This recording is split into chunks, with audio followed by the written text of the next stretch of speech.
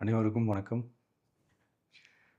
ஒரு 20 வயசு இளைஞரா இருக்கும்போதே, புரட்சித் தலைவர் எம்ஜிஆர் அவர்களை நம்பி, அவங்களுடைய மன்றத்தில் சேர்ந்தவர்.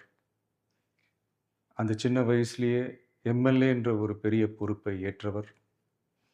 அதுக்கப்புறம் அவருடைய அந்த பயணத்தில, அந்த இயக்கத்தின் இருபெரும் தலைவர்களுக்கு ஒரு பெரிய நம்பிக்கைக்குரியவராக அரசியல் களத்தில் இருந்தவர்.